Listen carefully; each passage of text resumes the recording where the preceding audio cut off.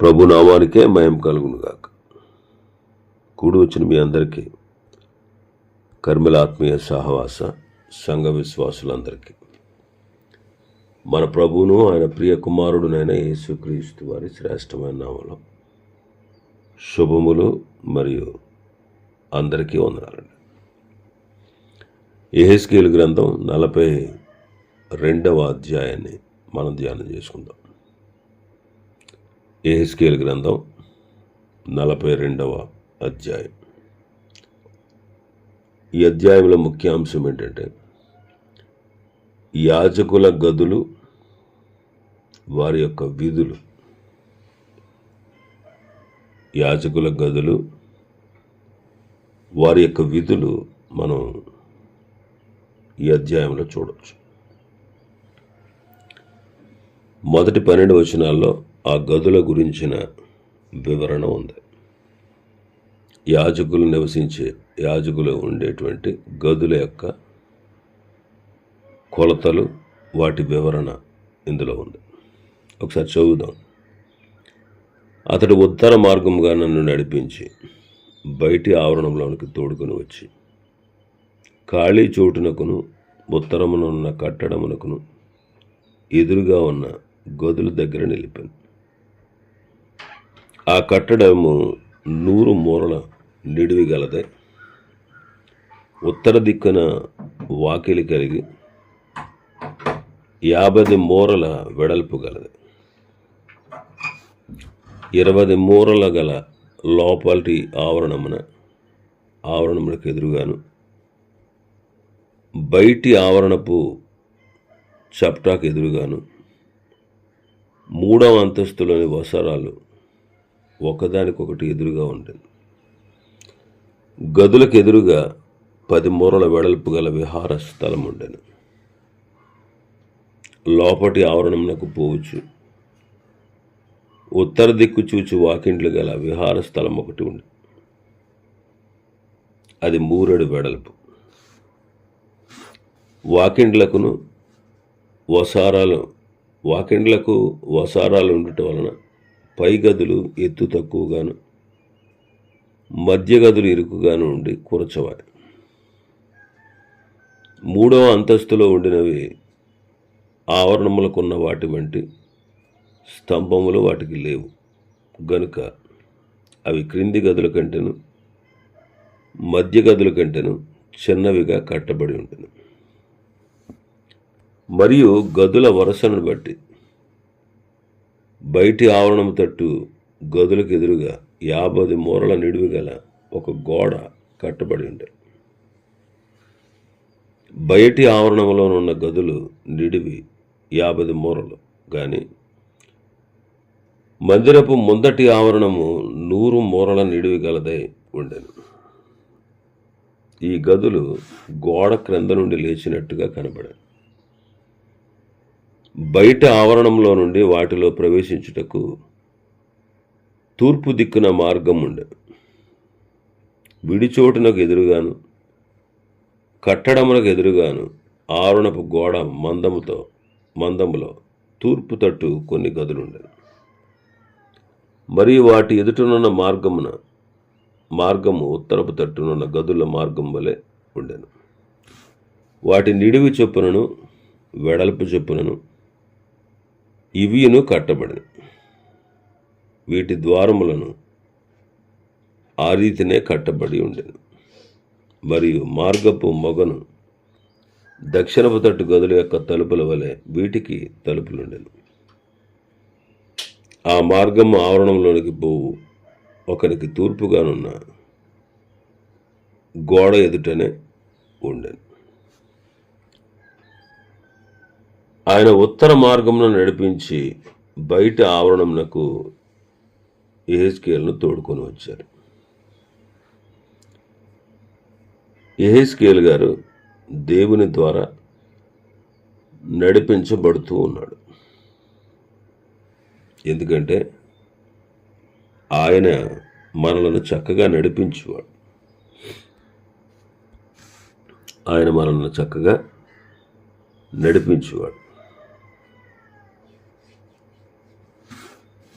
73వ కీర్తనలో భక్తుడు అంటారు, నేను ఎల్లప్పుడూ నీ వద్ద ఉన్నాను, నా కుడి చేయి నీవు పట్టుకొని ఉన్నావు, నీ ఆలోచన చేత నన్ను నడిపించదు, తరువాత మహిమలో నీవు నన్ను చేర్చుకుంది. ఆకాశం ముందు నీవు తప్ప నాకెవరున్నారు? నీవు నాకు ఉండగా లోకంలోనిది ఏదియో నాకు అక్కర్లే. నా శరీరము నా హృదయము క్షీణించిపోయినను దేవుడు నిత్యము నా హృదయమునకు ఆశ్రయ దుర్గమును స్వాస్థ్యమునే ఉన్నాడు.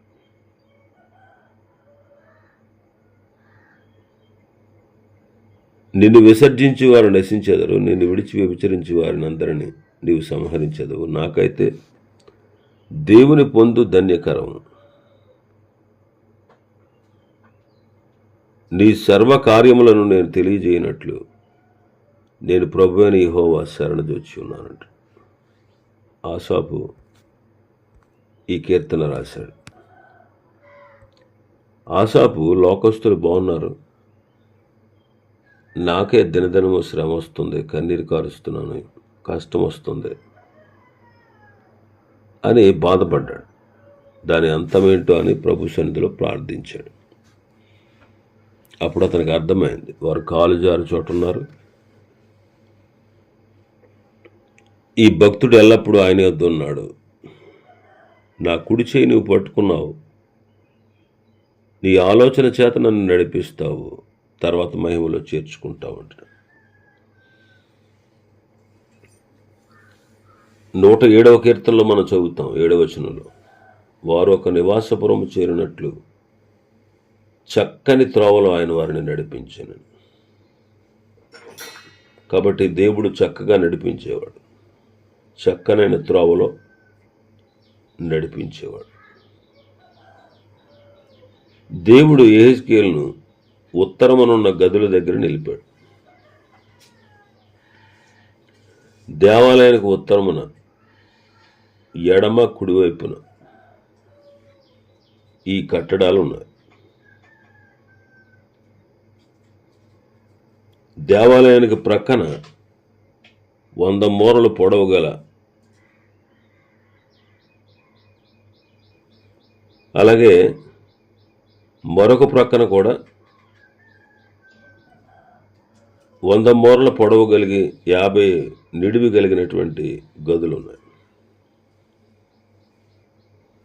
ఈ రెండింటి మధ్య విహార స్థలం ఉంది. ఈ గదులు 3 అంతస్తులు కలిగినవిగా ఉన్నాయి. ఇవి దక్షిణ వైపున ఉన్నాయి. కాబట్టి ఈ గదులు ఎవరి అంటే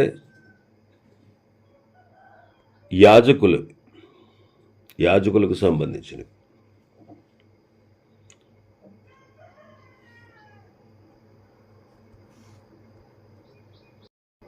ఈ గదులు యాజకులకు సంబంధించినవి. 13-14 వచనాల్లో మనం చూస్తే, అప్పుడు ఆయన నాతో ఇట్లనెను, విడి చోటునకు ఎదురుగా ఉన్న ఉత్తరపు గదులను దక్షిణపు గదులను ప్రతిష్ఠితములైనవి, వాటిలోనే యెహోవా సన్నిధికి వచ్చు యాజకులు అతి పరిశుద్ధ వస్తువులను భుజించెదరు.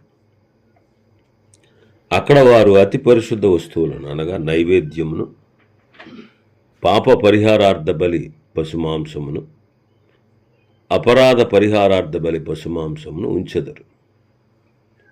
ఆ స్థలము అతి పరిశుద్ధము. యాజకులు లోపల ప్రవేశించినప్పుడు పరిశుద్ధ స్థలమును విడిచి బయట ఆవరణంలోనికి పోక అక్కడనే తాము పరిచర్య చేయి వస్త్రములు ఉంచవలను. అవి ప్రతిష్ఠితములైనవి గనుక జనుల సంబంధమైన దేనినైనను వారు ముట్టినప్పుడు వారు వేరు బట్టలు ధరించుకొనవలెను. మందిరము యొక్క సేవ చేసే వారి యొక్క గదులు ఇవి. ఉత్తరపు గదులు, దక్షిణపు గదులు ఇవి ప్రతిష్ఠితమైనవి. వాటిలోనే యెహోవా సన్నిధికి వచ్చు యాజకులు అతి పరిశుద్ధ వస్తువులను భుజిస్తారు. యెహోవా సన్నిధికి వచ్చు యాజకులు అంటే సాదోకు సంతతి వారు.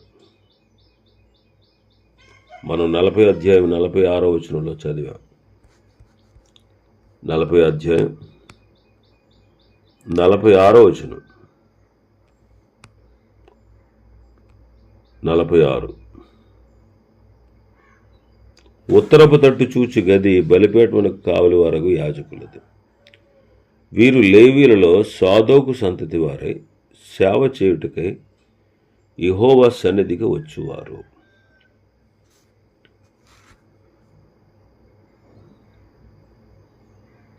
కాబట్టి అతి పరిశుద్ధమైన వస్తువులు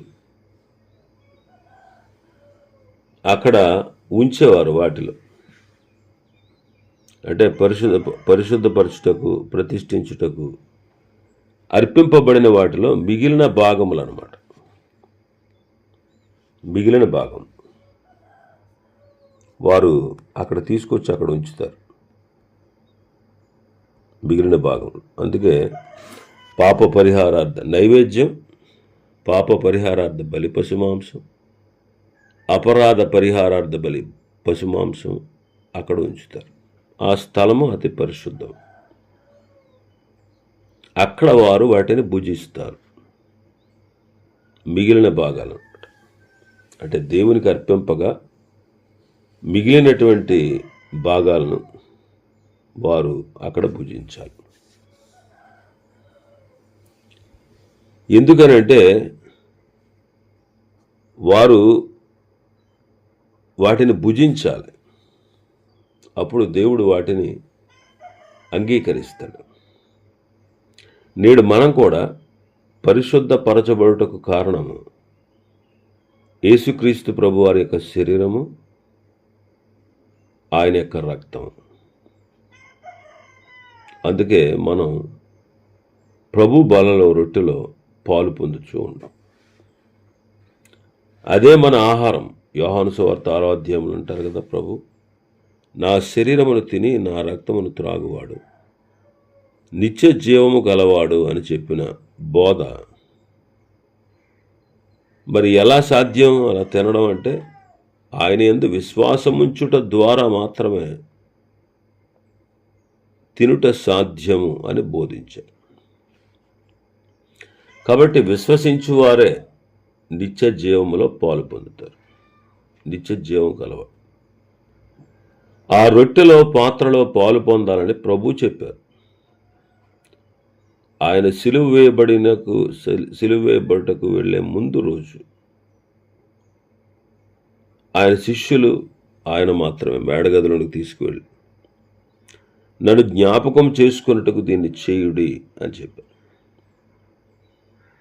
ఇక్కడ రొట్టెలో పాత్రలో పాలు పొందుట నిత్య జీవం కొరకు కాదు కానీ ఆయనను జ్ఞాపకము చేసుకొనుట కొరకు. ఆయన జ్ఞాపకం చేసుకోవాలి. ఆ రొట్టె పాత్రలో మనం పాలు పొందేటప్పుడు నేను రక్షణ పొందడానికి కారణం నా క్రియలు కాదు, నేను రక్షణ పొందాను దానికి గల కారణం ప్రభు అయిన యేసుక్రీస్తు. ఆయన నా కొరకు బలి అయ్యారు, నా స్థానాన్ని తీసుకున్నారు, నా శిక్ష ఆయన భరించారు. ఆయన యందు విశ్వసించిన నాకు నిత్య శిక్ష లేదు, నేను ఆయన బిడ్డను. ఇలాంటి నిశ్చయతలోనికి, రక్షణలోనికి మనల్ని నడిపించింది మన ప్రభువైన యేసుక్రీస్తు యొక్క బలియాగం. అందుకొరకు గాను ఆయన శరీరమందు ఎన్నో శ్రమలు పొందారు, తన విలువైన రక్తాన్ని మన కొరకు చిందించారు. దాన్ని మనం జ్ఞాపకం చేసుకోవాలి. అలా జ్ఞాపకం చేసుకుంటూ ఆయనకు కృతజ్ఞతాస్తుతులు చెల్లించి బలలో పాలు పొందాలి. మరి మనం నిర్గమాకాండం, లేవీకాండంలో చూస్తాం, యాజకులు తినే పదార్థాలు అన్యులు తినకూడదు. నైవేద్యము కానీ, పాప పరిహారార్థ బలి కానీ, అపరాధ పరిహారార్థ బలి మాంసం కానీ అక్కడ ఉంచుతారు. అది అతి పరిశుద్ధం. కాబట్టి వారే దాన్ని భుజించాలి.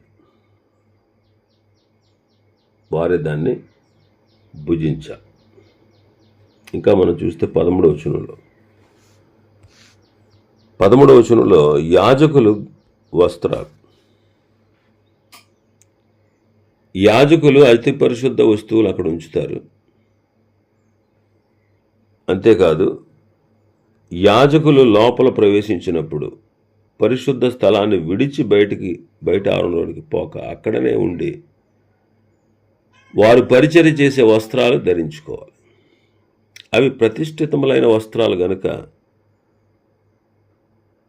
జనులకు సంబంధించినది ఏదైనా సరే వాళ్ళు ముట్టుకునేటప్పుడు వారు వేరు వస్త్రాలు ధరించుకోవాలి. యాజకులు పరిచర్య చేసే వస్త్రాలు ప్రతిష్ఠితములైనవి కాబట్టి జనులు వాటిని ముట్టి ప్రతిష్ఠింపబడకుండానట్లు యాజకులు బయటికి వెళ్ళినప్పుడు వేరే వస్త్రాలు ధరించుకుని వెళ్ళాలి. ప్రతిష్ఠిత వస్త్రాలు వారు ముట్టుకున్నట్టయితే వారికి శాపం వస్తుంది. కాబట్టి ఆ వస్త్రాలు ప్రతిష్ఠిత స్థలంలోనే ఉంచాలి. అలాగే ఈనాడు కూడా మనం సంఘంలో ఉన్నటువంటి రహస్యాలు, అంటే దేవుని పిల్లల మధ్యలో ఉండేటువంటి సమస్యలు అన్యజనులకు తెలియజేయకూడదు. అందుకే దావీదు గారు ఏమన్నాడు 39వ కీర్తనలో, భక్తిహీనులు నా ఎదుట ఉన్నప్పుడు నా నోటికి చిక్కము ఉంచుకుంటే క్షేమమును గూర్చి అయినను పలకక మౌనముగా ఉంటిని అంటున్నాడు. కాబట్టి రహస్యాలు రహస్యంగానే ఉంచాలి. మరి సంఘంలో ఉన్న సమస్యలు అన్యజనులకు తెలియపరచకూడదు. కాబట్టి అన్యజనులకు బోధించాల్సింది రక్షణ సువార్త, సంఘానికి బోధించాల్సింది బోధ. రక్షించబడిన వారికి వినిపించాల్సింది బోధ.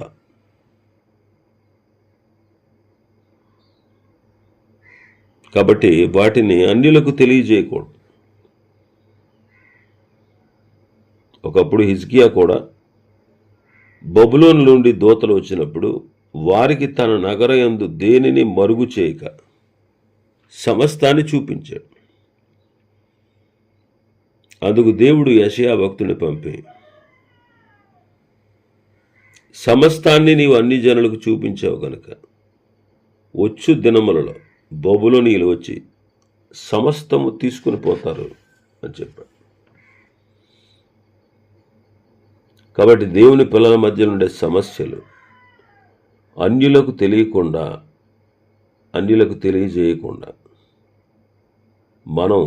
మనమే పరిష్కరించుకోవాలి. ఈనాడు చూడండి, యూట్యూబ్లో వివాదాస్పదమైన అంశాలన్నీ అందులో పెట్టి అన్యులకు తెలియదు. అవి అన్యులకు తెలియజేస్తూ మనం దెబ్బలాడుకునే దెబ్బలాటల వల్ల అన్యజనుల మధ్యలో దేవుని నామానికి అవమానం కలుగుతూ ఉంది. మనం వాటిని సపోర్ట్ చేయకూడదు, వాటిలో మనం పాలిభాగస్తులం కాకూడదు, వాటిని మనం చూసి వారిని ఎంకరేజ్ చేయకూడదు. కాబట్టి అవి సమస్యలు. కాబట్టి మనమే దేవుని పిల్లలు, దేవుని బిడ్డల ద్వారానే పరిష్కరించుకోవాలి.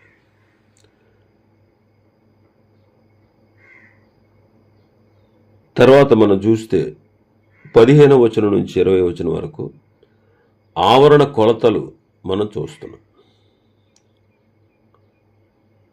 ఆవరణ కొలతలు 15వ వచనం నుంచి ఆఖరి వరకు. అతడు లోపటి మందిరమును కొల్చటం ముగించి నన్ను బయటకు తోడుకొని తూర్పు తట్టు చూచు గుమ్మమునకు వచ్చి చుట్టూను కొలిచాను. తూర్పు దిశను చుట్టూను కొలకరతో కొలవగా 500 బారలాయను. ఉత్తర దిశను చుట్టూను కొలకరతో కొలవగా 500 బారలైన. దక్షిణ దిశను కొలకర్రతో కొలవగా 500 బారలు. పశ్చిమ దిశను తిరిగి కొలకర్రతో కొలవగా 500 బారలు తేలిను. 4 తట్లు అతడు కొలిచెను. ప్రతిష్ఠితమైన స్థలమును ప్రతిష్ఠితము కాని స్థలము నుండి ప్రత్యేకపరచుటకై దాని చుట్టూ నలుదిశల 500 బారలు గల చచ్చౌకపు గోడ కట్టబడింది. తూర్పు తట్టు గుమ్మానికి వచ్చి కొలిచారు. తూర్పు అనేది మంచి భావంతో కూడినది. ప్రత్యక్ష గుడారం యొక్క ద్వారము తూర్పు వైపు ఉండేది. తూర్పు వైపున ఏదేనులో ఆయన ఒక తోట వేశాడు. ప్రకటన గ్రంథం 7వ అధ్యాయంలో మనం చూస్తాం. 4 దూతలు భూమి యొక్క 4 దిక్కుల వాయువులను పట్టుకుని ఉండగా సూర్యోదయ దిక్కు నుండి వచ్చిన దూత భూమికి సముద్రమునకు హాని చేయకుండాటకై అధికారం పొందిన 4 దూతలతో ఆ దూత మేము మా దేవుని దాసులను నొసట ముద్రించి వరకు హాని చేయవద్దని బిగ్గరగా చెప్పారు. తూర్పు అనేది మంచి భావంతో కూడినదిగా మనం చూస్తున్నాం.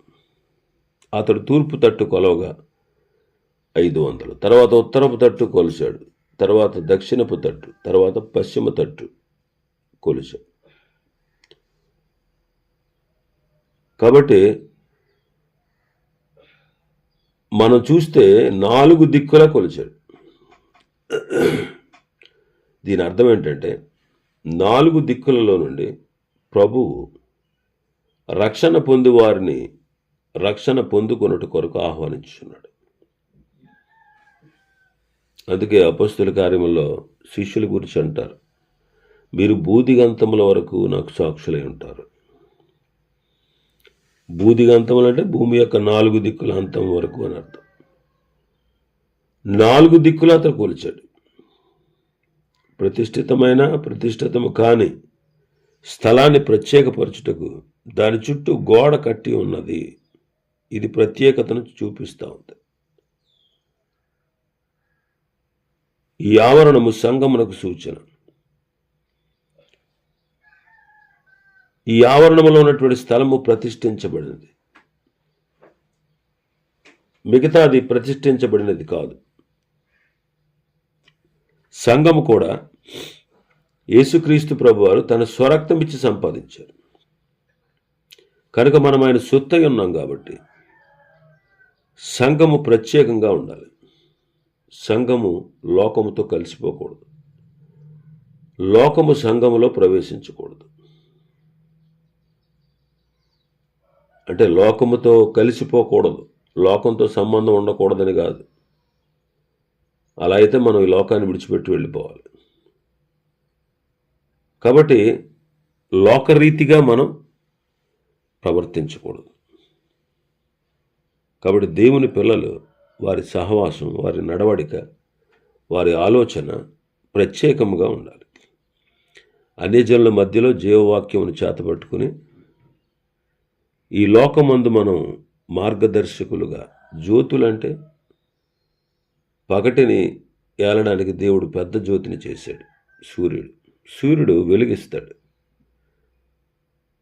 అలాగే మనం కూడా అనేకుల్ని జీవ మార్గంలోకి నడిపించగలిగే ప్రత్యేకమైన జీవితాన్ని కలిగిన వారుగా మనం ఉండాలి. అందుకే మనం పవిత్ర హృదయులై ప్రభువునకు ప్రార్థన చేయువారితో కూడా మనం నీతిని, విశ్వాసమును, ప్రేమను, సమాధానాన్ని సంపాదించుకోవాలి అని తిమోతితో పౌలు గారు చెప్పారు. ఇవి ఈ అధ్యాయంలో ఉన్నటువంటి విషయాలు. ప్రభు చిత్తమైతే రేపటి మరొక అధ్యాయాన్ని మనం ధ్యానం చేసుకుందాం. దేవుడి వర్తమాన వాక్యాన్ని మనం వినికిడిలో ఆశీర్వదించును గాక. ఆమేన్.